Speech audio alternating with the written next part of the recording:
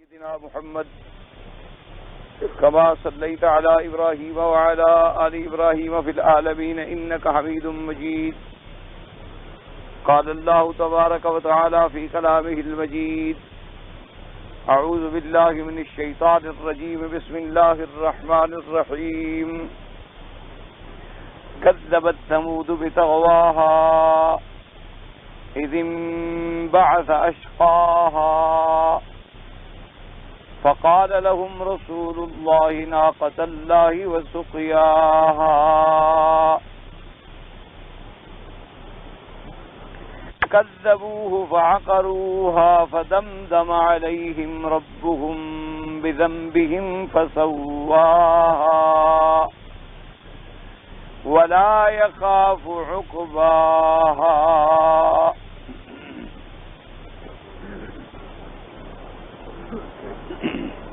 اللہ تبارک و تعالی نے کلام مقدس کی ان آیات مبارکہ میں جو سورۃ الشمس کی آیات ہیں ذکر فرمایا ہے اختصار کے ساتھ قوم سمود کے بارے میں.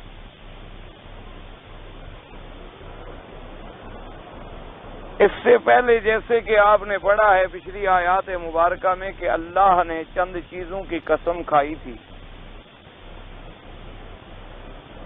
تقریباً 7 چیزوں کی قسم کھانے کے بعد یہ ارشاد فرمایا تھا کہ ہم نے ہر انسان کو اچھائی اور برائی دونوں کا طریق جو ہے وہ القاء کر دیا، سمجھا دیا،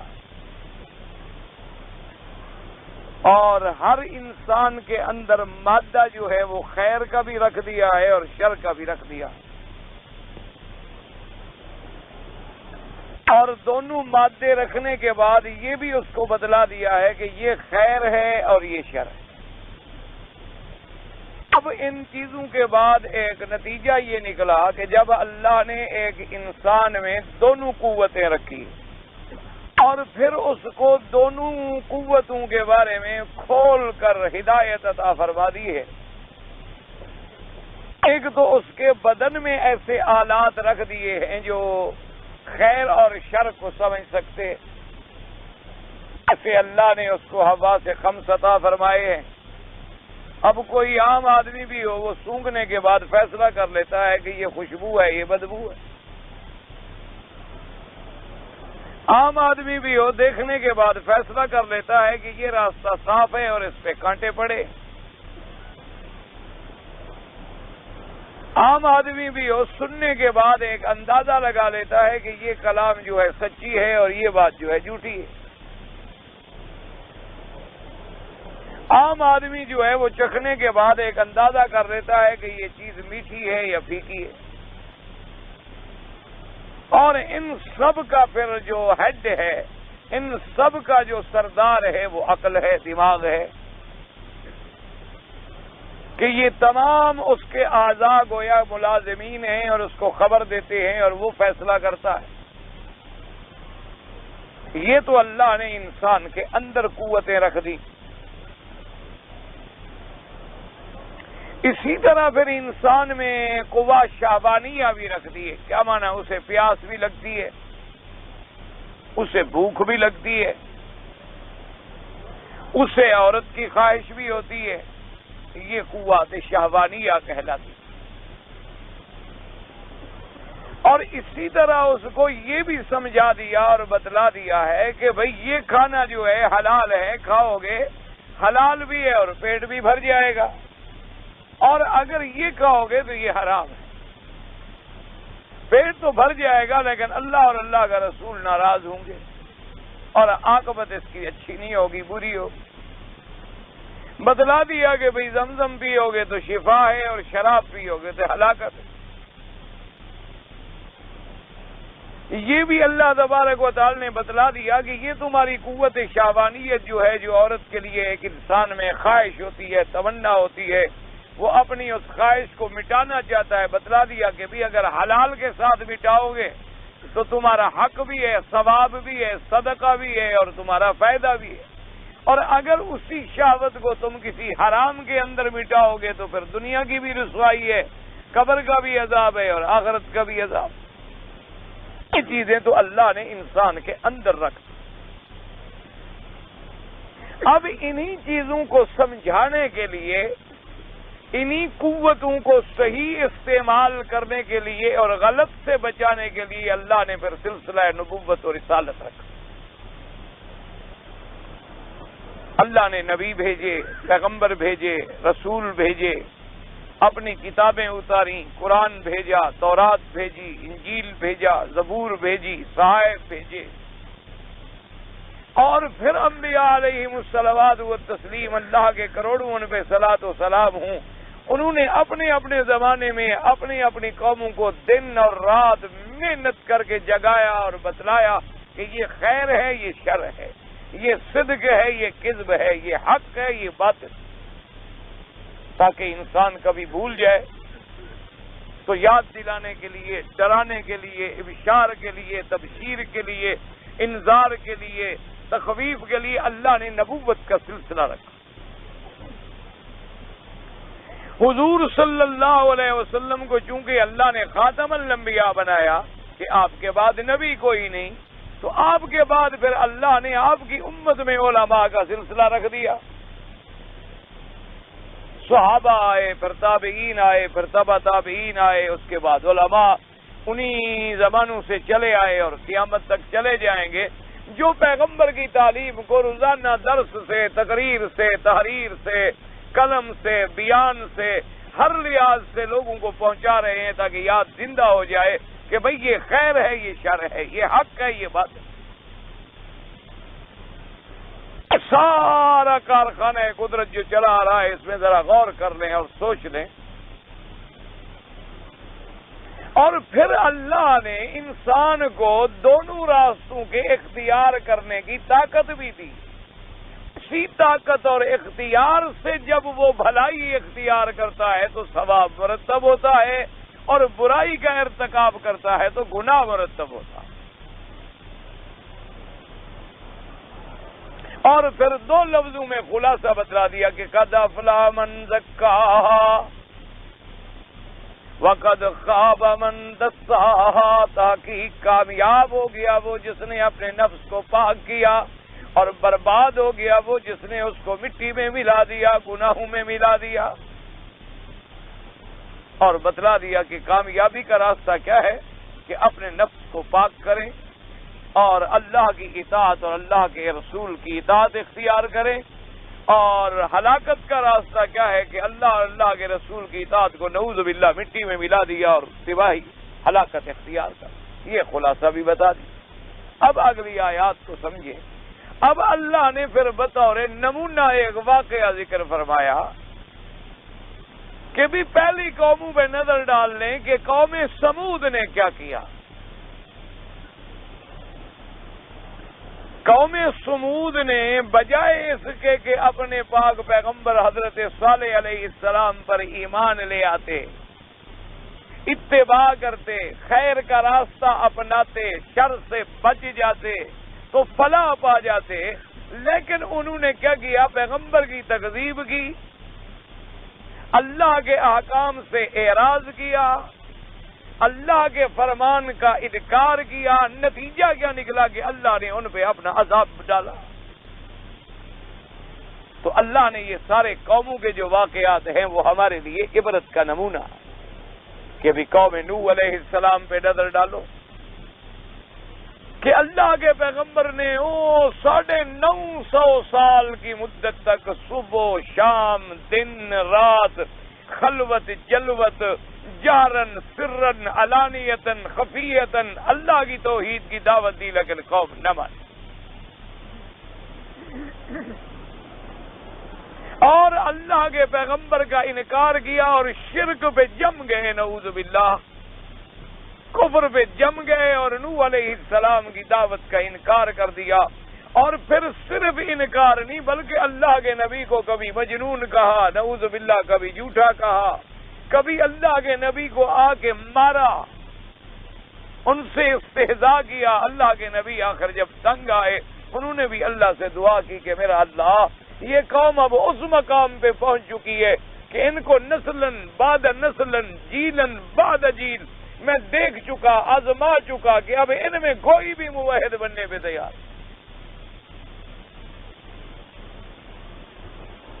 اگر آپ ان کو بڑھائیں گے، آپ ان کو اور زندہ رکھیں گے، یہ کفر میں ہی پڑیں۔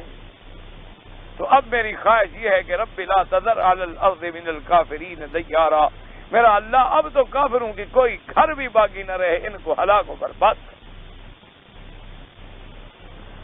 نتیجہ کیا نکلا کہ کافر ہلاک ہوئے۔ اسی طرح قوم عاد پہ نظر ڈالیں، قوم ثمود پہ نظر ڈالیں، قوم شعیب پہ نظر ڈالیں، قوم فرعون پہ نظر ڈالیں، قوم موسیٰ علیہ السلام پہ نظر ڈالیں، قریش مکہ پہ نظر ڈالیں کہ جن جن لوگوں نے حضور کی اتباع کر لی وہی کامران ہوئے، اور جن جن لوگوں نے تکذیب کی وہی خوار و ہلاک و برباد ہوئے۔ تو ہمیں اس میں ایک سبق ملتا ہے کہ ہم ان قوموں کے واقعات کو سامنے رکھ کے عبرت پڑھیں کہ کیا کہیں ایسا تو نہیں کہ ہم بھی اپنے انبیاء کی تکذیب کر رہے ہوں، کہیں ایسا تو نہیں کہ ہم نے بھی اللہ کے احکام کو چھوڑ دیا ہو، کہیں ایسا تو نہیں کہ ہم نے بھی اللہ کے قرآن کو تاکہ نسیاں پہ رکھ دیا ہو، کہیں ایسا تو نہیں کہ ہم بھی اللہ کی توحید کو چھوڑ کر بجائے بت پرستی کے قبر پرستی میں مبتلا ہو گئے ہوں، کہیں ایسا تو نہیں کہ ہم بھی ان لوگوں کی طرح غیروں کی نظریں، غیروں کی نیازیں، غیروں کی منتیں مان رہے ہوں کہ وہ تو لات اور عزا کی مانے اور ہم حسن اور حسین کی مان لیں۔ بات تو ایک ہی ہے، چاہے بت کے نام پہ مانو چاہے بندے کے نام پہ مانو، جب اللہ کے سوا غیر کے نام پہ مانو گے اسی کا نام کفر اور شرک۔ اللہ کے سوا اگر کوئی جبریل علیہ السلام کو پکارے اور کہے کہ یا جبرائیل اغثنی، جبرائیل میری مدد کر، تو وہ مسلمان ہے؟ تو جبریل کو اگر پکارے تو مسلمان نہیں رہتا، اور پیر کو پکارے تو مسلمان رہتا ہے۔ اگر اللہ کے سوا جبریل سے مدد مانگنا بھی شرک ہے، میکائیل سے مدد مانگنا بھی شرک ہے، ملائکہ سے مدد مانگنا بھی شرک ہے، انبیاء سے مدد مانگنا بھی شرک ہے، تو کہ جائے کہ ہم اللہ کے انبیاء تو انبیاء، اللہ کے اولیاء اور پھر زندہ نہیں بلکہ مردہ ہونے کے بعد مدد مانگیں۔ اسی طرح پھر دیکھ لیں کہ قرآن نے باقی جو احکام دیے، کیا نماز کا حکم دیا، زکوٰۃ کا حکم دیا، اس پر ہم کتنے عامل ہیں، کتنے پرسنٹ لوگ ہیں ہمارے جو نمازی ہیں، کتنے فیصد لوگ ہیں جو نمازی ہیں، صحیح معنوں میں نماز پڑھتے ہیں، کتنے فیصد لوگ ہیں جو صحیح معنوں میں زکوٰۃ کو ادا کرتے ہیں، کتنے فیصد لوگ ہیں جو اللہ کا حج ادا کرتے ہیں۔ آپ کا کیا خیال ہے کہ اگر 10-12 لاکھ آدمی آ جائے تو کوئی بڑی بات ہوتی ہے؟ دنیا میں کتنا مسلمان ہے اس وقت؟ تقریباً 1 ارب سے بھی زیادہ مسلمان ہے دنیا میں۔ 1 ارب میں سے اگر 10 لاکھ آدمی آئے تو کیا فیصد بنے گا؟ خود حساب لگا لیں۔ یعنی کوئی 1% بھی مشکل سے بنے گا، 1.5% بھی نہیں بنے گا۔ یہ ہمارا حج کا عالم ہے۔ اسی طرح رمضان المبارک کے روزے فرض ہیں، اس میں آپ اندازہ لگا لیں کتنی پرسنٹ ہے مسلمانوں میں جو روزہ رکھتے ہیں۔ یعنی بعض تو شہر، علاقے، ضلع کے ضلع ایسے ہوتے ہیں جہاں یہ محسوس ہی نہیں ہوتا کہ یہاں رمضان آیا بھی ہوا ہے کہ نہیں آیا ہوا، یعنی پتہ ہی نہیں چلتا کہ یہاں بھی رمضان شریف بھی کوئی ہوتا ہے، مہینہ ہوتا ہے، کوئی روزہ ہوتا ہے۔ یہ نہیں کہ کوئی بستی، بڑے بڑے ضلع کے ضلع، پورے ضلع میں جو ہے بازاریں کھلی ہوئی ہیں، ہوٹل کھلے ہوئے ہیں، لوگ سگریٹیں ہاتھ میں ڈالے ہوئے ہیں، سگریٹ والا سگریٹ پی رہا ہے، پان والا پان سے شغل کر رہا ہے، اور اسی طریقے سے گالی گلوچ، جھوٹ، غیبت سب چل رہے۔ تو اس لیے اللہ تبارک و تعالیٰ بطور نمونہ ایک واقعہ مبارک سابقہ امت کا ذکر کرتا، فرمایا کذبت ثمود بتغواہا، فرمایا جھٹلایا قوم ثمود نے اپنی سرکشی کی وجہ سے، تغوا طغیان، تغا یاد رکھیں معنی کیا ہوتا ہے؟ تجاوز عن الحد، جب کوئی چیز اپنے حد سے نکل جائے اس کو کہتے ہیں تغا۔ آپ کہتے ہیں نا جی دریا میں طغیانی آئی ہوئی ہے، یہ ہمارے ہاں اردو میں بھی لفظ استعمال ہوتا ہے کہ جی آج کل دریا میں بڑی طغیانی ہے۔ یعنی کیا معنی؟ دریا کا پانی جب اپنے کناروں سے باہر نکل رہا ہو جب اپنے حدود سے باہر نکل رہا ہو تو اس کو ہم بھی اردو میں طغیانی میں استعمال کرتے ہیں. تو جب انسان اپنے حدود انسانیت سے، اپنے حدود عبودیت سے، اپنے حدود مملوک و مخلوق سے باہر نکل کے اللہ کی نافرمانی پہ آ جائے، اسے بھی کہا جاتا ہے کہ اس نے سرکشی اختیار. جیسے کہ قرآن پاک نے فرمایا حضرت موسیٰ علیہ السلام اذهب الى فرعون انه طغى، اللہ نے فرمایا کہ آپ جائیں فرعون کی طرف، تحقیق وہ سرکش ہو گیا. اسی طرح آتا ہے قرآن پاک نے کہ لما طغى الماء، جب پانی حد سے نکل گیا قوم نوح علیہ السلام کے زمانے میں تو طغى، اور اسی طرح طغیان، اسی طرح تغوا، یہ معنی ہوتا ہے حدود سے نکل جانا، اپنے حد سے تجاوز کر جانا. کذبت ثمود بطغواہا اذ انبعث اشقاہا، جب انہوں نے کھڑا کیا، تیار کیا اپنے بدبخت کو. اصل واقعہ یہ ہے جو سورۃ الاعراف میں تقریباً آپ پڑھ چکے ہیں، اس کو مختصراً میں دہرا دیتا ہوں تاکہ کچھ بات سمجھنے میں آسانی ہو جائے کہ حضرت صالح علیہ السلام کو قوم سمود کی طرف پیغمبر بنا کے بھیجا گیا. آپ نے جب اپنی قوم کو دعوت دی، توحید کی، تو قوم اڑ گئی. انہوں نے کہا کہ جی ہم اپنے باپ دادے کو دین کو کیسے چھوڑ دیں، اور ہمیشہ یاد رکھیں کہ مشرکوں کے پاس اللہ کے سوا، غیر اللہ کے پجاریوں کے پاس ما سوا اس کے کوئی دلیل نہیں ہوتی کہ جی ہمارا باپ دادا یہ کام کرتا آیا ہے، کیا وہ سارے غلط تھے؟ اور کوئی دلیل نہیں ہوتی، نہ دلیل عقل سے ہوتی ہے، نہ دلیل نقل سے ہوتی ہے. کیوں جھوٹے کے پاس کیا دلیل ہوتی ہے؟ جھوٹے کے پاس تو صرف ایک اپنے آپ کو بچانے کے لیے ایک ہی بات ہوتی ہے، تقلید اعمیٰ، اندھی تقلید کی. جی میں نے ایسے دیکھا ہے، میرے باپ ایسا کرتا تھا، میرا دادا ایسے کرتا تھا، اور ہماری ساری قوم ایسے کرتی تھی. آج جناب آپ کوئی نئے آدمی آ گئے ہیں،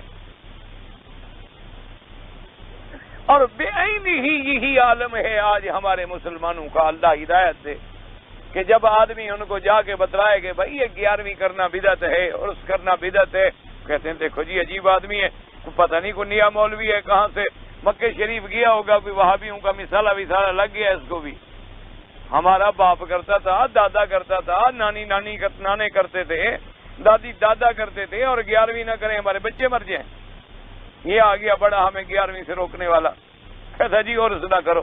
اور بھائی ہمارے باپ دادا، اور جناب دیکھو 100 سال پہلے فلاں بزرگ گزرائے، اس کا لوگ عرض کرتے تھے. یہ تو بڑے پرانے وقت سے چلی آ رہی ہیں باتیں، کوئی ہم نے نیا طریقہ تھوڑا اختیار کیا. نئے تو تم ہو کہ کہتے ہو کہ ان چیزوں کو چھوڑ دو. اور یہی بالکل کافروں کا جواب ہوتا ہے. قرآن کھول کر دیکھ لیں، حضرت ابراہیم علیہ السلام نے جب اپنی قوم سے کہا کہ ما هذه التماثيل التي انتم لها عاكفون، کہ یہ کیا تم نے بت بنا رکھے ہیں جن پہ تم پڑے ہو عبادت کر رہے ہو. انہوں نے کہا ابراہیم علیہ السلام ہم نے تو اپنے باپ دادے کو اسی طرح دیکھا، ہم نے اپنے باپ دادے کو اسی طرح کرتے ہوئے دیکھا ہے. حضرت ابراہیم الخلیل نے فرمایا لقد کنتم انتم وآباؤکم فی ضلال مبین، فرمایا او ظالمو تم بھی اور تمہارے باپ دادا بھی گمراہی میں پڑے ہوئے. اگر باپ گمراہی بھی ہو تو اس کا مطلب ہے کہ بیٹا بھی گمراہی پہ رہے. اگر ہر باپ کا کام کرنا بیٹے کے لیے دلیل بن جائے تو زانی اگر باپ ہو تو بیٹا بھی پھر زانی بنے، باپ شرابی ہو تو بیٹا بھی شرابی بنے، باپ جواری ہو تو بیٹا بھی جواری بنے، باپ ڈاکو ہو تو بیٹا بھی ڈاکو بنے. اس لیے کہ میرا باپ جو کرتا تھا، باپ کا کرنا کوئی حلال حرام کی دلیل تو نہیں ہوتی. حلال حرام کے لیے تو دلیل ہوتی ہے یا اللہ کا فرمان ہو، انبیاء کا فرمان ہو، یا چلو کوئی دلیل عقل سے تو ہو، کوئی عقل بھی تو بتائے نا. یہ تو نہیں کہ اپنے ہاتھ سے بت بناؤ، اپنے ہاتھ سے ان کے ہاتھ سجاؤ، اپنے ہاتھ سے ان کی آنکھیں بناؤ، اپنے ہاتھ سے ان کا سر بناؤ، اپنے ہاتھ سے ان کے پاؤں بناؤ، اور پھر ان کو کھڑا کر دو اور پھول ڈال دو، اب بھگوان بن گیا. یعنی کوئی عقل بھی تو ہوتا ہے نا انسان کا. کہ بھئی ابھی جس کو تم ہتھوڑیاں لے کر تراش رہے تھے، اور اگر وہ لوہے اور چاندی اور نحاس کا ہے جسے تم آگ میں ڈال کے پگھلا رہے تھے، خدا بھی کبھی پگھلتے ہیں۔ اور پھر جس کو بنانے کے بعد دھوپ میں رکھ دو، سائے میں نہیں آ سکتا، سائے میں رکھ دو، دھوپ میں نہیں جا سکتا، تمہارا کیسے خدا بھگوان بن گیا، اوتار بن گیا، دیوتا بن گیا، بھگوان بن گیا، پرمیشور بن گیا؟ اب جناب پھول ڈالے جا رہے ہیں، اور جناب اس کے آگے بنتی کی جا رہی ہے، اس کے آگے جناب کھڑے ہوئے بھجن گا رہے ہیں اور جھوم رہے ہیں، اور جناب کیا ہے کہ جی بھگوان۔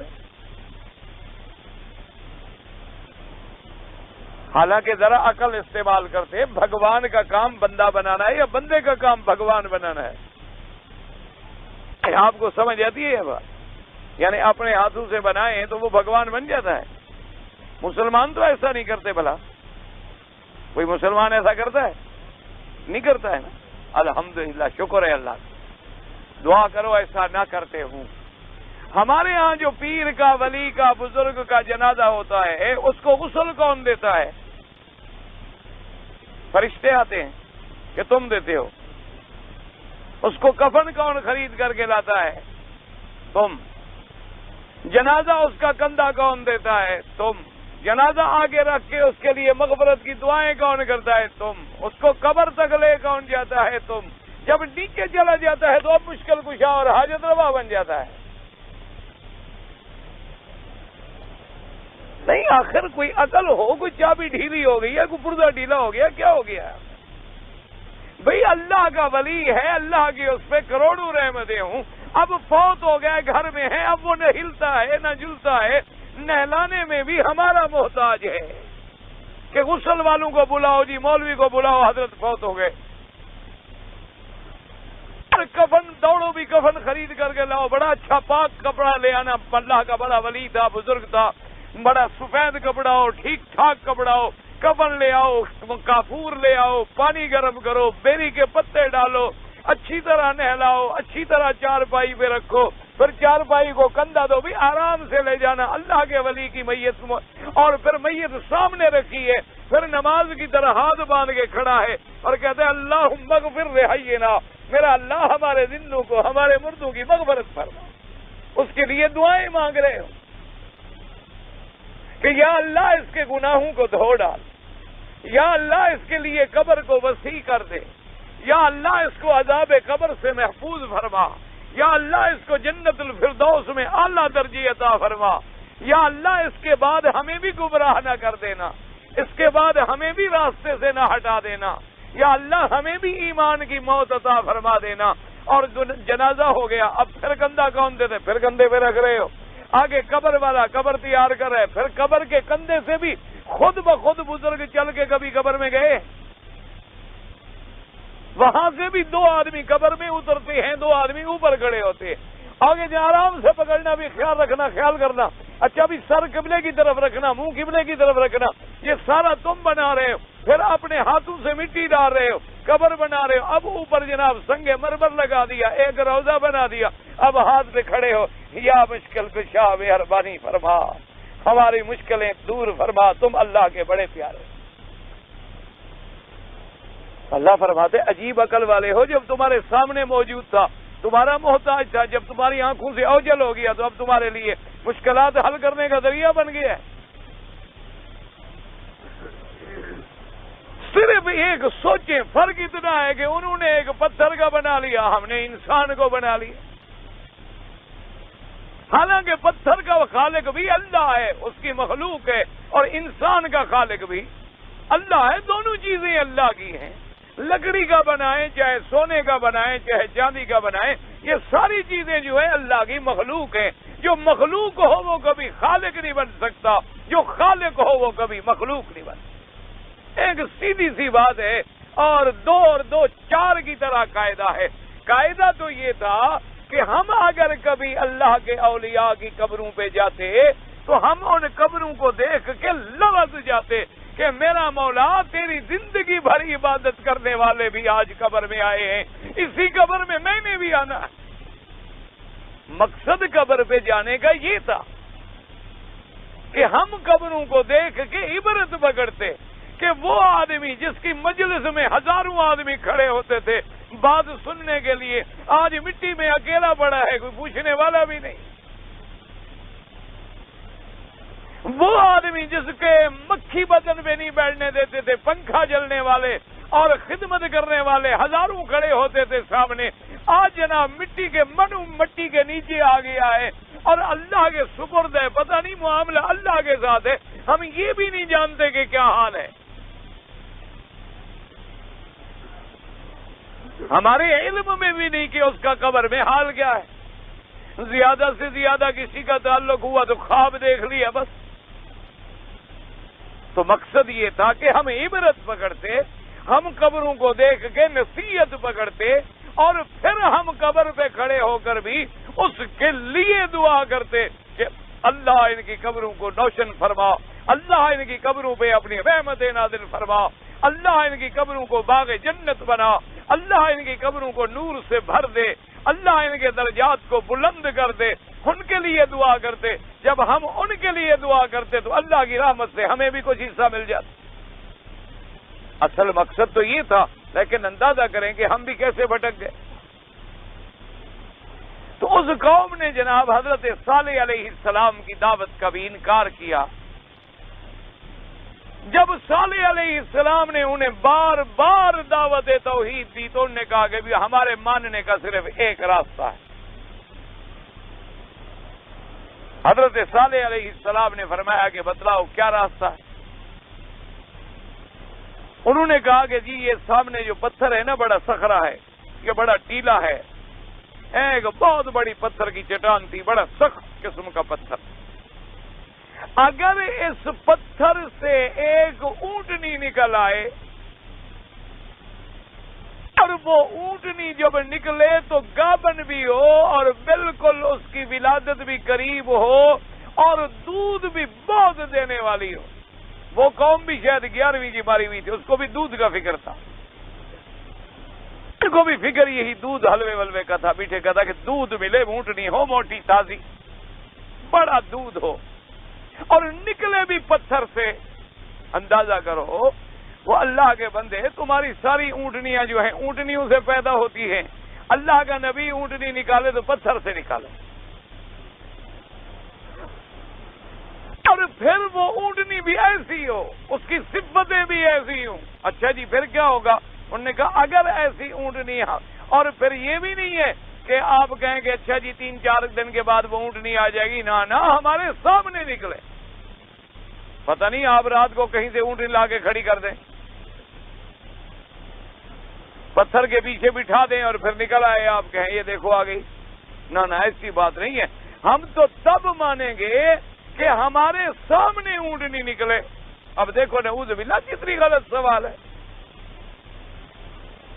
حضرت صالح علیہ السلام نے کہا کہ اللہ کے بندو ایسی باتیں اللہ سے نہ مانگو، جو باتیں نہ عقل کے مطابق ہیں، نہ فکر کے مطابق ہیں، نہ اسباب کے مطابق ہیں، ایسے سوال کیوں کرتے ہو؟ انہوں نے کہا جی اس کے بغیر ہم نہیں ماننے والے، اگر یہ ہو جائے ہم مان۔ حضرت صالح علیہ السلام کو بھی دل میں خیال آیا بھی شاید قوم مسلمان ہو جائے۔ ویسے اللہ تبارک و تعالیٰ اگر چاہیں تو ایک پتھر سے اونٹنی پیدا کرنا میرے اللہ کے لیے کوئی مشکل تو ہے نہیں۔ انہوں نے بھی رو کے درخواست کی، اللہ میاں قوم ہے تو بدھو، اب مانگتی ہے تو کیا کروں؟ میرا تو آپ کی قدرتوں پہ طاقتوں پہ ایمان ہے، لیکن اگر آپ مہربانی فرما دیں اور ایک معجزہ مجھے یہ بھی دے دیں کہ اونٹنی نکل آئے تو یہ قوم پوری مسلمان ہو جائے گی۔ اللہ نے فرمایا میرے نبی قوم نے جو مطالبہ کیا ہے میرا بھی ایک پھر فیصلہ ہے، قدرت کا سنت اللہ ہے کہ جو قوم اپنی پسند پہ معجزہ مانگے اور ہم وہ معجزہ دکھلا دیں اور پھر ایمان نہ لے آئے تو پھر ہم بھی نہیں باقی چھوڑتے، ہم بھی اسی وقت عذاب برساتے کہ بھئی اب تم اپنی مانگی ہوئی دلیل کے بعد بھی ایمان نہ لے آؤ تو پھر تمہارے زندہ رہنے کی کیا ضرورت ہے؟ حضرت صالح علیہ السلام نے پھر قوم کو ڈرایا، کوئی عقل کرو، اگر تم نے پھر کلمہ نہ پڑھا تو بچو گے نہیں، انہوں نے کہا نہیں نہیں بالکل ٹھیک پکی بات ہے، جو ہم نے مطالبہ کیا ہے آپ پورا کر دیں، ہم اسلام لے آئے۔ حضرت صالح علیہ السلام پھر اللہ کے آگے گڑ گڑائے کہ اللہ میاں مہربانی فرما دیں، آپ کے لیے تو کوئی مشکل ہے نہیں، مشکل تو ہے بندوں کے لیے، مشکل تو ہے میرے لیے کہ میں اونٹنی کیسے پیدا کروں، لیکن آپ کے لیے کیا مشکل ہے؟ اللہ نے فرمایا ٹھیک ہے، ہم آپ کو یہ معجزہ دیتے ہیں، اپنی قوم کو لے کے کھڑے ہو جاؤ، کسی پتھر سے اونٹنی نکلے۔ جو پتھر انہوں نے تجویز کیا، ساری قوم جناب کھڑی ہے اور جناب انتظار کر رہے ہیں، اور کوئی نعوذ باللہ استہزاء کر رہا ہے، کوئی کچھ کر رہا ہے۔ اللہ کا نبی اپنے اللہ کے آگے گڑ گڑا رہا ہے، میرا مولا آپ مجھے رسوا نہ کر۔ بڑی دیر گزری جناب کہ اسی سے اونٹنی آوازیں نکالتی ہوئی پتھر سے نکل آئی۔ بڑی عظیم تر و تازہ اور عین حاملہ اونٹنی، پیٹ بھی بھرا ہوا، اور اسی وقت جناب آوازیں دیتی ہوئی نکل آئی۔ ساری قوم نے دیکھا، انہوں نے کہا بھی بات تو ٹھیک ہے، اونٹنی تو نکل آئی۔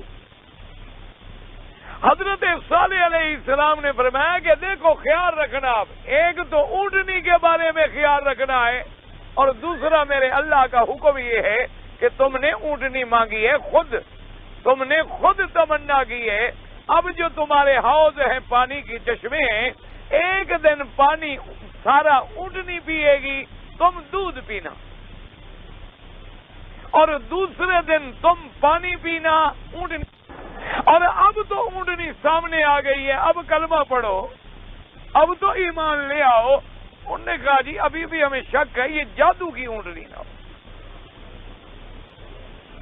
اونٹنی تو ہے، پتھر سے بھی نکل آئی ہے، لیکن جادو والے بھی ایسے کرتے ہیں، ایسے ہاتھ کھولیں تو پیسے نکل آتے ہیں، اور کبھی یوں کرتے ہیں تو جناب کوئی اور بلائیں نکل آتی ہیں۔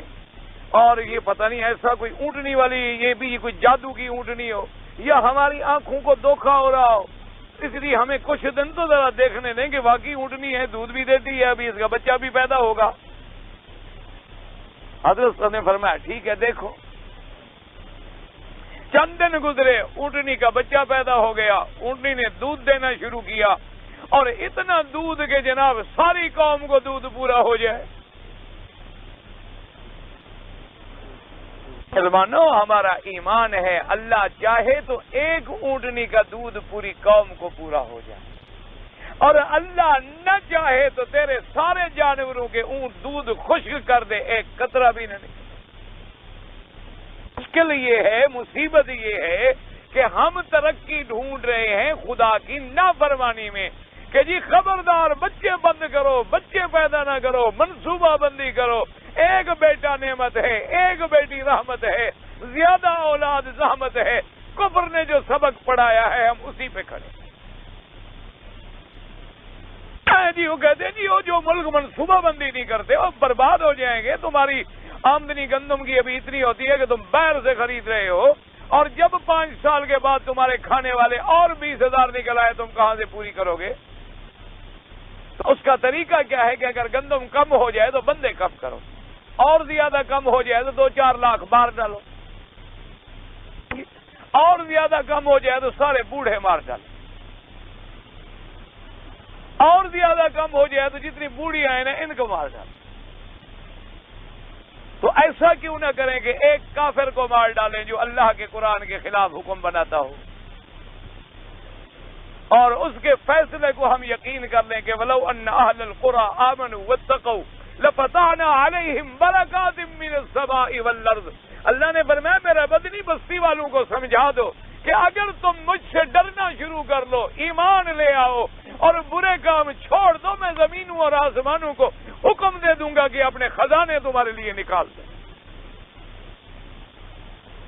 جس ایک قلعے ہے گندم سے اگر تمہیں آج 20 من کی پیداوار آتی، اللہ حکم دے دے اسی کو 100 من بنا دے، اس کے لیے مشکل ہے۔ تو پھر بچے مارنے کی کیا ضرورت ہے؟ گندم زیادہ پیدا کرو پاگلو، یہ نہیں کہ بچے مار ڈالو۔ یہ بھی کوئی طریقہ ہے کہ اگر کسی آدمی کو نوکری نہ ملے تو شام کو روز جا کر ایک بچہ مار ڈالے کہ مجھے چونکہ آج نوکری تو ملتی نہیں، تنخواہ ملے گی نہیں، لہذا بچے کم ہوتے چلے جائیں تو بہتر ہے ان سے تو جان پہلے چھوٹ جائے۔ یہ بھی کوئی دنیا میں عقل والا فیصلہ ہے؟ اور ہر مسلمان ملک میں یہ لعنت موجود ہے. نام کیا ہے؟ منصوبہ بندی. اپنا منصوبہ بنا نہیں سکے آج تک، آئندہ لوگوں کا بنا رہے ہیں. اب جناب اونٹنی آ گئی، دودھ پینے لگے. جب چند دن گزرے قوم آ گئی حضرت صالح علیہ السلام کے پاس، کہنے لگے جی بات یہ ہے ہم بڑے تنگ آ گئے. بھئی کیوں تنگ آ گئے؟ انہوں نے کہا جی ایک دن سارا دن دودھ پینا پڑتا ہے، پانی ملتا ہی نہیں، سارا پانی اونٹنی پی جاتی ہے. جب اللہ کی ناراضگی آتی ہے نا پھر قوم کو دودھ بھی برا لگتا ہے، اللہ کی نعمتیں بھی پھر بری لگتی. آدمی کھاتا بھی ہے اللہ کی نعمتیں اور شکر کرنے کے بجائے الٹا اللہ کی ناشکری اور تکذیب کرتا. کریں اب یہاں جو آتے ہیں ہمارے بھائی، جب آتے ہیں ماشاءاللہ تو ایسے معلوم ہوتا ہے کہ فرشتے جناب حرم میں آ رہے ہیں اور طواف میں لگے ہوئے ہیں اور نفلیں پڑھ رہے ہیں، اور جس دن نوکری ملتی ہے طواف تو اسی دن ختم. اور جب نوکری میں تنخواہ کا کچھ اضافہ ہو جائے پھر حرم کی نماز اس دن ختم. جب چند پیسے بنا لیتے ہیں اور گھر میں بھی کچھ بھجوا دیتے ہیں اور پیچھے بھی کوئی ایک آدھا پلاٹ بن جاتا ہے، باقی نمازیں بھی ختم. یہ بھی اللہ کا شکر ادا کرنے والی قوم ہے نا ماشاءاللہ.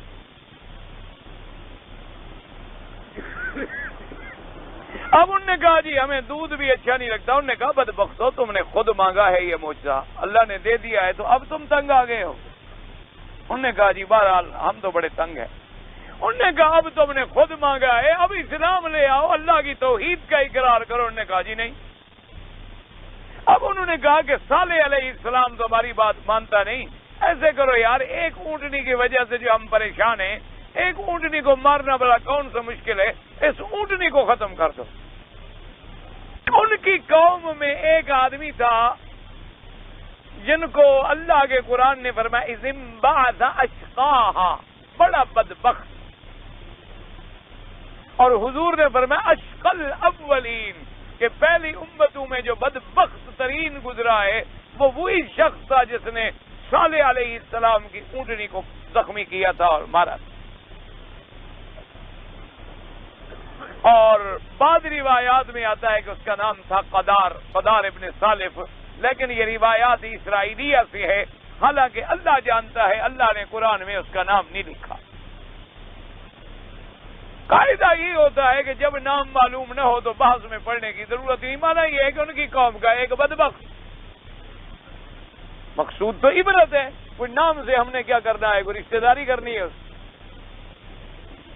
ہمارے لوگوں کو ایک جنون ہوتا ہے جی نام کیا تھا اور نام کیا تھا. اور بھئی اللہ کا قرآن بتلاتا ہے قصہ عبرت کے لیے، کوئی کہانی تو نہیں، کوئی قصہ تو نہیں ہے. کوئی بھی بدبخت تھا،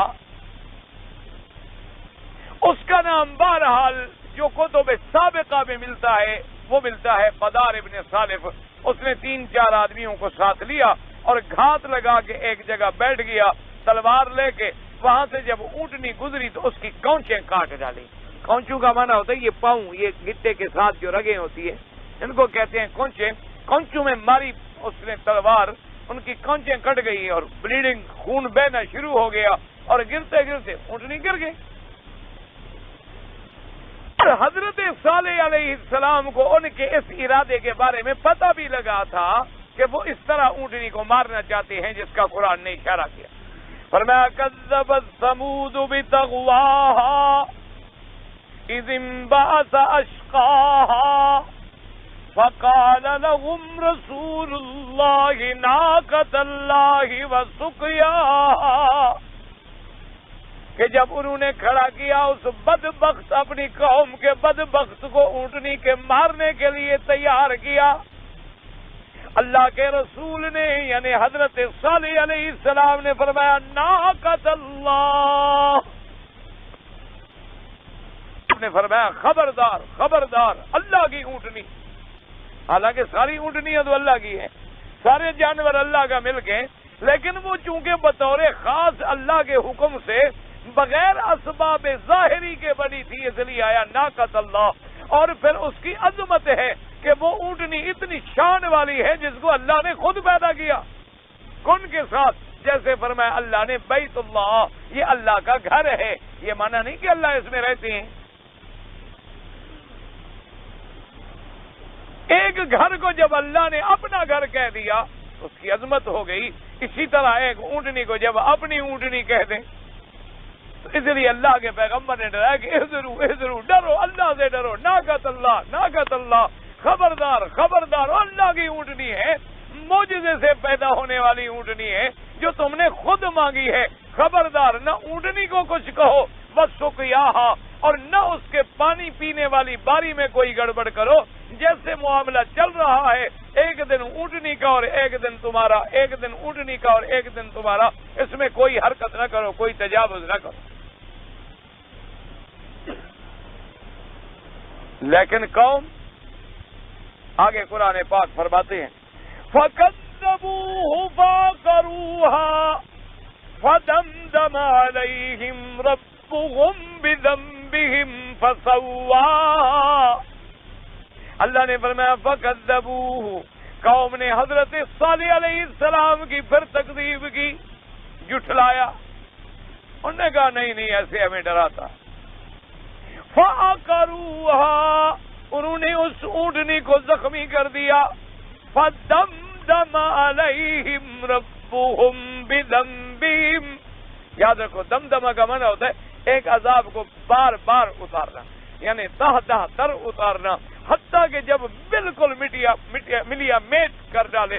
فرمایا پھر الٹ پڑا ان پر، اللہ نے عذاب ان کے گناہوں کی وجہ سے، ان کی تکذیب کی وجہ سے، ان کے شرارت کی وجہ سے، اور عذاب بھی کیسا تھا فسواہا، جس نے سب کو برابر کر دیا۔ اور ان پر عذاب کیا آیا تھا؟ جیسے کہ آپ پہلے کئی آیات میں اور کئی صورتوں میں پڑھ چکے ہیں، بعض روایات میں آتا ہے کہ رجفہ یعنی زلزلہ آیا زمین، اور ایک آیت مبارک میں آتا ہے کہ صیحہ، ایک سخت آواز۔ اللہ نے حکم دیا فرشتے کو کہ ایک چیخ مارو، اتنی زور کی آواز تھی کہ سب کے سب ختم ہو گئے۔ دونوں باتیں ٹھیک ہیں کہ زمین میں بھی زلزلہ آیا، اوپر سے چیخ ہوئی، آواز بھی آ گئی، تو دونوں باتیں برابر ہو جاتی۔ اللہ نے فرمایا فَكَذَّبُوهُ فَعَقَرُوهَا، ان نے تکذیب کی اور زخمی کر ڈالا۔ صرف یہ نہیں کہ زخمی کا نتیجہ یہ نکلا کہ مر گئی اونٹیں۔ فَدَمْدَمَ عَلَيْهِمْ رَبُّهُمْ بِذَنبِهِمْ فَسَوَّاهَا وَلَا يَخَافُ عُقْبَاهَا۔ حضرت صالح علیہ السلام نے انہیں کہا کہ اے قوم، جب انہیں زخمی کیا اور اونٹنی بیچاری زخمی پڑی ہے اور آوازیں نکال رہی ہے اور مر رہی ہے بیچاری، اللہ کے نبی رو رہے ہیں اور قوم کو ڈرایا کہ اے میری قوم، تم نے زیادتی کر ڈالی ہے، اب تم ایسا کرو، انتظار کرو، 3 دن میں اللہ کا عذاب تم پہ ٹوٹنے والا، صرف 3 دن کی مہلت ہے اب تمہیں۔ قوم نے کیا کیا؟ قوم نے کہا رات کو پھر مشورہ کیا، انہوں نے کہا ایسا کرو کہ رات چل کے حضرت صالح علیہ السلام کو شہید کر دو۔ اگر حضرت صالح علیہ السلام سچے ہیں اور ہم پہ عذاب آ رہا ہے تو چلو یہ تو زندہ نہ رہیں، یہ پہلے ان کو ہم مار ڈالتے ہیں، اور نعوذ باللہ، اگر نعوذ باللہ ثم نعوذ باللہ اگر جھوٹے ہیں تو پھر ٹھیک ہے، ان سے جان بھی چھوٹ جائے گی اور عذاب تو آنا کوئی نہیں۔ اللہ نے مہربانی کی کہ صالح علیہ السلام کی اپنی قوم میں سے کچھ لوگ کھڑے ہو گئے، انہوں نے کہا ظالموں کیا کر رہے ہو؟ حضرت صالح علیہ السلام نے جو تم سے کہا ہے، پہلے تم نے اونٹنی کا کہا تو اونٹنی نکل آئی، اب صالح علیہ السلام نے 3 دن کا کہا ہے تو تم 3 دن تو دیکھو۔ یہ تو نہیں کہ تم حضرت صالح علیہ السلام کو بھی قتل کر دو۔ انہوں نے حضرت صالح علیہ السلام کو چھپا دیا، تب وہ قوم سے بچے، ورنہ قوم انہیں بھی شہید کرنے پہ تیار کر۔ اب جناب جب 1 دن گزر گیا 3 دن میں سے، تو اب سب کے چہرے جو تھے تبدیل ہونے لگ گئے۔ انہوں نے کہا بھی جو صالح علیہ السلام کہتے تھے معلوم ہوتا ہے آ گیا۔ پھر بھی اللہ کے آگے ڈرے نہیں کہ رو پڑیں، کچھ کریں اور تضرع کریں، عاجزی کریں، کہنے لگے اب معلوم ہوتا ہے عذاب تو آئے گا، چلو پھر صالح علیہ السلام کو قتل کرو۔ پھر بھی پوری کوشش کی صالح علیہ السلام کو قتل کرنے کی، لیکن اللہ نے محفوظ کر دیا. صالح علیہ السلام کو اللہ نے محفوظ فرما دیا، ان پہ عذاب ہے. اب اگلے لفظ وَلَا يَخَافُ عُقْبَاهَا، اس کا کیا معنی؟ بعد میں فرمایا کہ اللہ تبارک و تعالیٰ کو کوئی خوف نہیں پھر اس کی عاقبت کا. کیا معنی؟ یعنی ضمیر اللہ کی طرف راجع کہ اللہ نے کیونکہ ذکر رب کا موجود ہے. فَدَمْدَمَ عَلَيْهِمْ رَبُّهُمْ، انہوں نے کہا کہ ضمیر ربہم پہلے رب کا ذکر موجود ہے. فلا یخاف کا ذکر بھی اللہ کی طرف جائے، صرف کہ اللہ نے جب ان کو ہلاک کیا تو اللہ کو اس کے بعد ان کے عواقب کا، نتائج کا بھی کوئی پرواہ نہیں. کیا مانا؟ کہ جیسے بعض اوقات دنیا میں بادشاہ حکم دیتا ہے کہ ان بستی والوں کو بالکل مٹا ڈالو، لیکن دل میں خیال تو ہوتا ہے کہ پتہ نہیں ان کی اولاد میں کوئی نکل کر مجھے بھی بدلا لے. یا بادشاہ حکم دیتی ہیں کہ بالکل پوری قوم کو جناب اللہ معاف کرے، ختم کر دو، لیکن پھر بھی ڈرتے ہیں پتہ نہیں کوئی تحریک ایسی کھڑی ہو جائے کہ ہم بھی نہ بچے.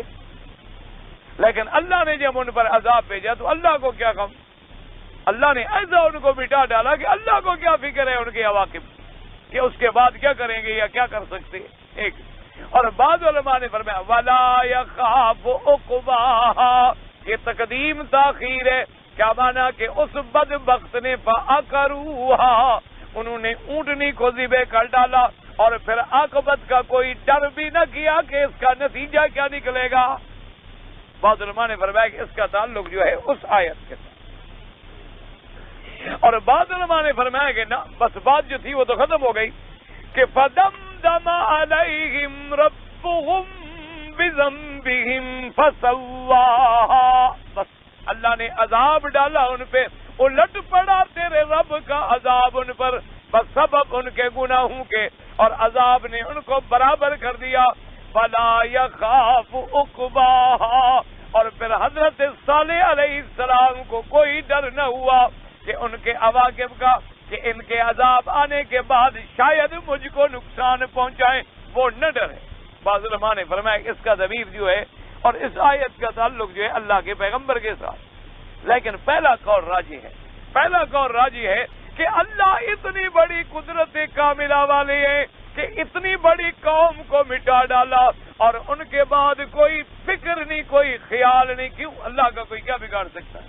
ورنہ دنیا میں کتنا طاقتور بادشاہ ہو، اگر کسی قوم کو مٹا ڈالے تو کوئی نہ کوئی غم تو ہوتا ہے، کوئی نہ کوئی فکر تو ہوتا ہے کہ پتہ نہیں جی ہم نے جو کیا ہے اس کا کیا نتیجہ نکلے گا، ہمیں یہ کارروائی جو ہے یعنی راست بھی آئے گی یا نہیں آئے گی، یا کبھی ہمارے خلاف یہ بات الٹ پڑے، یا اور دوسرے علاقے والے لوگ کھڑے ہو جائیں گے دیکھو جی ان کو مار ڈالا، کبھی ہمیں بھی نہ مار ڈالے.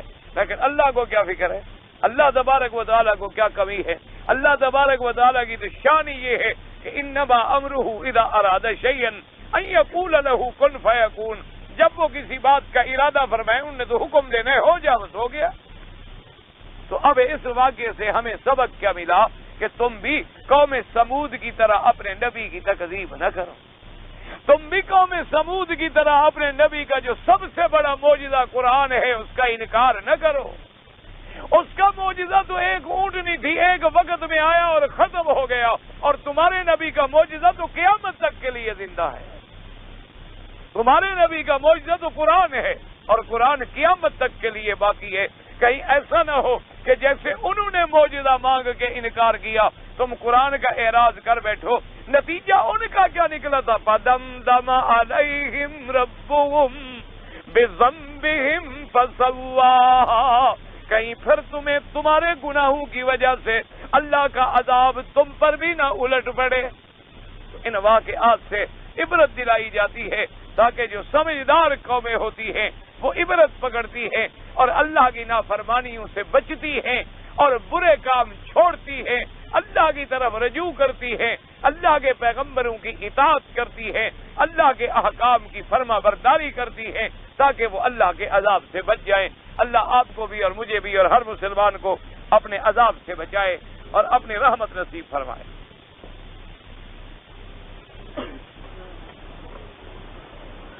کہ کسی عورت نے ہمارے گھر میں ایک تعویذ دفن کیا، ہم نے نکالا اور جلا دیا، ٹھیک کیا، کوئی بات نہیں، کچھ نہیں ہوتا، کوئی فرق نہیں پڑتا.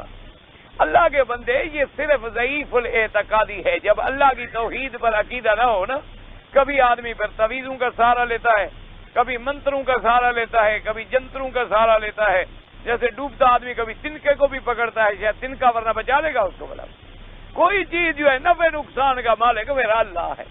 اگر اللہ کی تقدیر پہ یقین کامل ہو تو کوئی تویز کچھ نہیں کر سکتا. یہ جو پیر تویز لکھتے ہیں کسی کے گھر میں کہ اس کا گھر برباد ہو جائے گا، آپ مہربانی کریں ان سے ایک تویز لا دیں، میں یہودیوں کے گھر میں دفن کراؤں. چلو میں کرایہ اپنا خرچ کروں گا، دفن میں کراؤں گا، برباد تو ہوں. کہ ان کے تویز صرف ہم مسلمانوں کو برباد کرنے کے لیے ہیں. نہ ہندو برباد ہوتے ہیں، نہ کشمیری مجاہدین کے دشمن ان سے برباد ہوتے ہیں، نہ افغانی مجاہدین کے دشمن ان کے تویزوں سے برباد ہوتے ہیں، نہ بیت المقدس میں اللہ کے کعبے میں جو یہودی ناچ رہے ہیں ننگی عورتیں، نہ ان سے ان کے تویز ان پہ چلتے ہیں. ہم مسلمانوں کے لیے تویز ہیں صرف. خدا کے لیے ان کو کہو گے اگر تمہارے تویز میں کوئی زور ہے، تمہارے پاس کوئی ایسا تویز ہے، آباد تو کر نہیں سکتے، برباد کرنے کے تویز بہت ہوتے ہیں. ان کے پاس کوئی چلو وہی بربادی والا نسخہ ہو تو وہی ہمیں دے دیں، ہم کافروں پہ آزمائیں. ساری بابا فہم کی باتیں ہیں، خیال کی باتیں ہیں، انسان کا ایک ضعیف الاعتقاد ہونے کی باتیں ہیں. اس لیے حضور نے فرمایا اللہم انی اسألک ایمانا یباشر قلبی ویقینا صادقا حتی اعلم بانہ لن یصیبنی الا ما کتبت لی. کہ اے میرے اللہ ہمیں ایسا ایمان اور تصدیق نصیب فرما، ہمیں یقین ہو جائے کہ ہمیں کوئی ذرے کے برابر بھی نقصان نہیں پہنچ سکتا جب تک تو نہ چاہے. کل لن یصیبنا الا ما کتب اللہ لنا ہوا مولانا. اللہ نے فرمایا کہہ دے میرا مدنی تمہیں کوئی چیز نہیں پہنچ سکتی ذرے کے برابر بھی جب تک ہم نہ چاہیں. تو اس لیے مسلمان کا یہ عقیدہ ہونا چاہیے. باقی جو قرآن میں جو چیزیں قرآن کی حضور نے بتلائی ہیں یا جو حدیث پاک میں تویز بتلائے گئے ہیں ان پر میرا ایمان ہے. باقی یہ جو لوگ کرتے ہیں ایک عورت نے لکھا اور عورت دفن کرائی اور فلانے نے ادھر سے نکال دیا اور فلانے نے یوں کر دیا، اب ہم نے تویز کو جلا دیا، کیا کریں؟ قرآن کے بارے میں تم نے کبھی نہیں پوچھا. تویز کے جلانے کا بڑا فکر کھا رہا ہے بیچارے، کہیں وہ پیر نہ لڑ پڑے نا اس کو. کچھ بھی نہیں ہوتا میاں، ان پیروں کے تویز چلتے نا تو ایک وہابی بھی زندہ نہ ہوتا، سب سے پہلے تو میں مر جاتا. سچی بات ہے. مجھے خط لکھتے ہیں بیچارے، ایک دفعہ پرانی بات ہے تو پرانی بات، ایک آدمی نے خط لکھا کہ آپ ہمارے پیروں کے خلاف بڑی سخت باتیں کرتے ہیں، ہمارے پیروں نے بد دعا کی ہے کہ آپ اپنے ملک سے بھی محروم ہو گئے اور اللہ نے تمہیں یہاں سے نکال دی. تو میں نے اس کو خط لکھا، میں نے کہا یار اس پیر کو کہو ایک دعا اور بھی کر دے، اگر تمہاری پیر کی بد دعا سے مجھے مکہ مدینہ ملا ہے تو الحمدللہ، ایک اور بد دعا کر دے کہ اللہ مجھے خاتمہ ایمان پہ کر دے اور مدینے کا دفن کر دے تاکہ میں مرنے کے بعد بھی تمہارے ملک میں نہ ہوں. ایک اور بھی میں نے کہا بد دعا کرا دو اگر اس کی لگتی ہے تو. خدا کے بندے اگر اسی لیے کہتے ہیں نا جی طالب کی بد دعا لگتی تو ایک استاد بھی زندہ نہ رہتا، وہ بھی روز دعا مانگتے اللہ کرے آج استاد بیمار ہو چھٹی ہو جائے. کبھی کوئی استاد مرا ہے؟ کچھ بھی نہیں. کل نہیں یصیبنا الا ما کتب اللہ لنا. قرآن اور حدیث سے پڑھنے کے لیے بالکل قرآن میں جیسے آیت الکرسی ہے، سورۃ فاتحہ ہے، قل اعوذ برب الفلق، قل اعوذ برب الناس، اسی طرح قل هو اللہ احد. اسی طریقے سے حدیث پاک میں حضور نے دعائیں بتلائی ہیں، اعوذ بکلمات اللہ التامات من شر ما خلق، اذهب الباس رب الناس انت شافی لا شفاء الا شفاؤک، بسم اللہ ارقیک اللہ یشفیک ان کل داء یؤذیک. ان پہ میرا ایمان ہے. یہ ایسے طویل ہیں جو گولی کی طرح لگتے ہیں کیونکہ بتلانے والا جو محمد مصطفیٰ ہے. ہمارا ایمان ہے جو حضور کی زبان سے موتی نکلا ہے نا اس کا مقابلہ ساری دنیا بھی نہیں کر سکتی.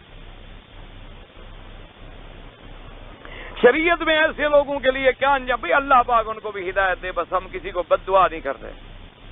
میری بیوی اور 10 سال کی بچی تھی، وہ طواف کیا، صفا مروا دوڑے، بال کٹانا جو تھا بھول گیا، دوسرے دن سائی کے بعد احرام کھول دیا، بیوی سے جمع بھی کر لیا. ماشاءاللہ جمع کرنا بھی نہیں بھولے تم، لیکن بال کاٹنا بھول گئے.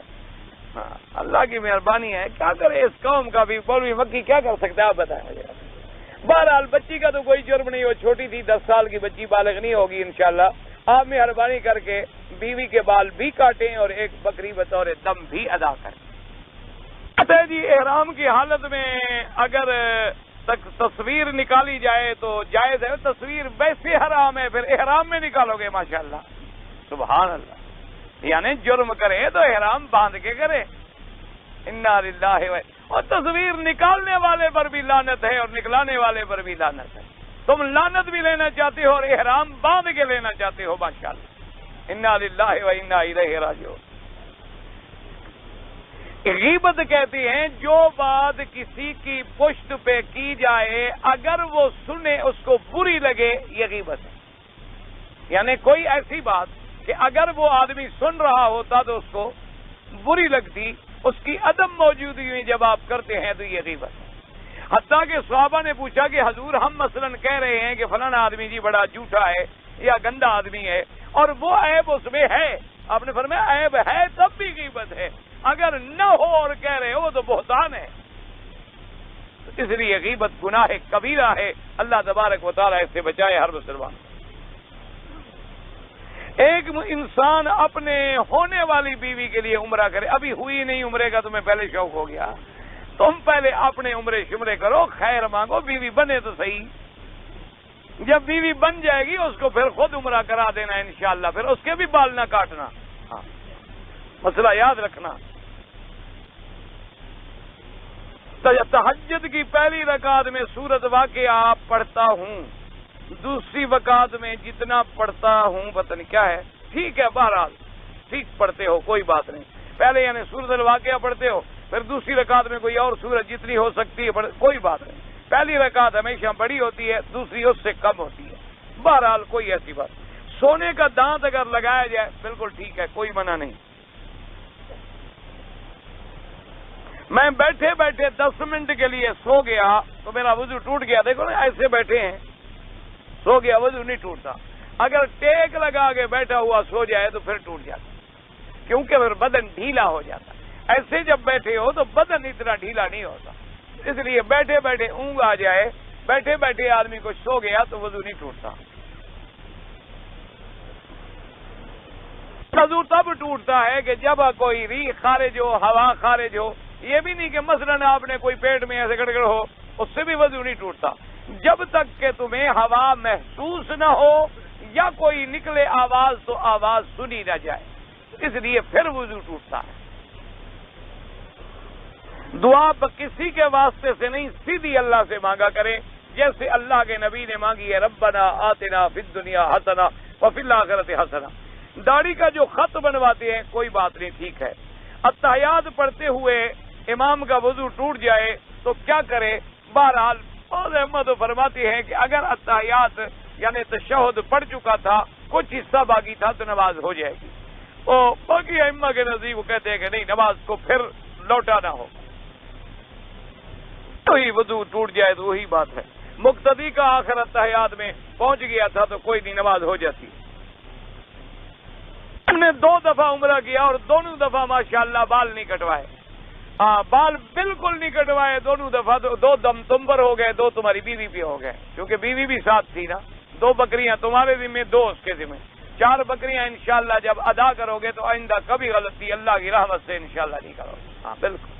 اور بال بھی کٹوانے. پتہ نہیں عمرہ کوئی لوگوں کو حکیم نے نسخے میں لکھا ہے بھئی عمرہ کرنا ہے پہلے پوچھو ہم نے کیا کرنا ہے، پوچھنے کے بعد عمرہ کرو تاکہ تمہارا عمرہ صحیح ہو. یہ نہیں اب دیکھو عمرے 2 کر لیے ہیں، لیکن یاد رکھو بعض امام ابو حنیفہ رحمۃ اللہ علیہ کا ایک قول ہے کہ اگر غلطی ایک قسم کی جائے اور 3-4 غلطیاں ہوں پھر بھی 1 بکری دینی پڑے گی. تو لہذا تمہاری بچت ہو جائے گی، 1 بکری تم دو اور 1 بکری تمہاری بیوی دے دے. اور بال بھی کٹاؤ، آئندہ ایسا نہ کرو. حضور صلی اللہ علیہ وسلم کی بازار پہ بھی حاضری ہو، صلاۃ و سلام عرض کریں، لیکن درخواست یا دعا سیدھی اللہ سے مانگیں. ایک آدمی ہے وہ تجارت کرتا ہے کسی حرام چیز کی، اس نے اپنی والدہ کو حج پہ بھیجا پیسے دے کر. اگر اس کے پاس کوئی اور پیسہ بھی ہے پھر تو ٹھیک ہے، اگر اور کوئی پیسہ نہیں ہے تو دینے والا گناہگار ہے، ماں کا تو حج ہو جائے گا. کبیر تحریمہ کے پاس سبحانک اللہم پڑھنا جو ہے بالکل سنت ہے. میرا کوئی کامے کی مصیبت ہے، پریشانی، اللہ سب کی مصیبتیں اور پریشانیاں دور فرما دے. اللہ سب کی مشکلات اپنی رحمت سے حل فرمائے. ہاں طواف کے وقت لوگ قرآن پڑھتے ہیں، قرآن پڑھنا بھی ٹھیک ہے، دعائیں مانگیں تب بھی ٹھیک ہے، قرآن پڑھیں تب بھی ٹھیک ہے۔ رکن یمانی پر ہاتھ لگا کے چہرے پر پھیرنے کی کوئی ضرورت نہیں، ہاتھ لگائیں بسم اللہ اللہ اکبر۔ ہمارے ملک میں میلاد النبی بناتے ہیں اس کا، اور مٹھائیاں وغیرہ مانگتے ہیں، اس کا اسلام سے کوئی تعلق نہیں۔ اسلام نے صرف 2 عیدیں بتلائی ہیں، ایک رمضان کی عید اور ایک حج کی عید، اس کے علاوہ اسلام میں کسی عید کا کوئی ثبوت نہیں ہے۔ یہ تمام چیزیں جو ہیں بدعات ہیں، اللہ انہیں بھی اور ہمیں بھی ہدایت دے۔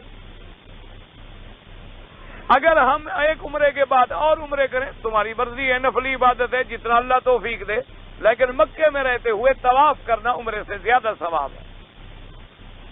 مکروہ اوقات میں اگر حنفی ہے تو نفل نہ پڑھے، باقی ائمہ کے نزدیک حرم میں جو ضرورت کے نفل ہیں جیسے طواف کا ہے یا جنازہ آ گیا ہے تو وہ جائز ہے، بغیر ضرورت وہ بھی فرماتے ہیں نہ پڑھیں۔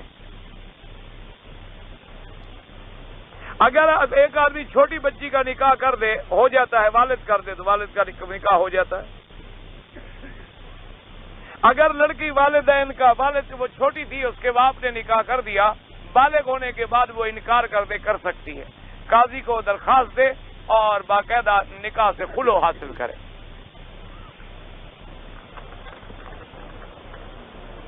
میں نے امام صاحب کے ساتھ نماز پڑھی، میری ایک رکعت باقی تھی، امام نے جب سلام پھیرا تو میں نے بھی سلام پھیر دیا، پھر مجھے یاد آیا تو میں کھڑے ہو کے رکعت پوری کر لی، کوئی بات ٹھیک ہو گئی نماز۔ میرا ایک دوست ہے پاکستان سے کاروبار کے لیے جدے آتا ہے، اس نے کراچی سے احرام نہ باندھا، ٹھیک ہے، جب جدے کاروبار کے لیے آتا ہے احرام کی کوئی ضرورت نہیں، احرام تب ضرورت ہے جب سیدھا مکے آنے کی نیت، اگر اس کی نیت ہی کاروبار ہے اور نیت ہی جدہ ہے تو پھر احرام کی ضرورت ہی نہیں۔ میں ایئرپورٹ سے اس کو مدینہ شریف لے جاؤں، وہ آپ کی مرضی ہے، مدینہ شریف ایئرپورٹ سے لے جائیں اور جب مدینے سے آئے تو احرام باندھ لے۔ اللہم صلی علی سیدنا محمد وعلی آل سیدنا محمد مبارک وسلم۔ یا الہ العالمین، عالم اسلام بھی اپنی رحمت نازل فرما، یا اللہ اسلام کی عزت کا فیصلہ فرما، یا اللہ کفر کی ذلت کا فیصلہ فرما، یا اللہ بیماروں کو شفا عطا فرما، یا اللہ ہماری اولادوں کی، سب مسلمانوں کی ظاہری باطنی روحانی جسمانی بیماریاں دور فرما، تمام پریشانیاں دور فرما، یا اللہ بیماروں کو شفا عطا فرما، بے حیاؤں کو حیا عطا فرما، بے دینوں کو دین عطا فرما، بے اولادوں کو اولاد عطا فرما، قرض داروں کے قرض عطا فرما، جن کا رزق تنگ ہے ان کے رزق میں برکت عطا فرما، بغیر مانگے اپنی رحمت عطا فرما، مجاہدین کشمیر، مجاہدین افغانستان، مجاہدین فلسطین کی قدم قدم پہ نصرت مدد فرما، یا اللہ بابری مسجد کی حفاظت فرما، حرمین الشریفین کی حفاظت فرما، ربنا آتنا فی الدنیا حسنہ وفی الآخرۃ حسنہ وقنا عذاب النار، صلی اللہ تعالی علی خیر خلقہ سیدنا محمد وعلی آلہ وصحبہ اجمعین برحمتک یا ارحم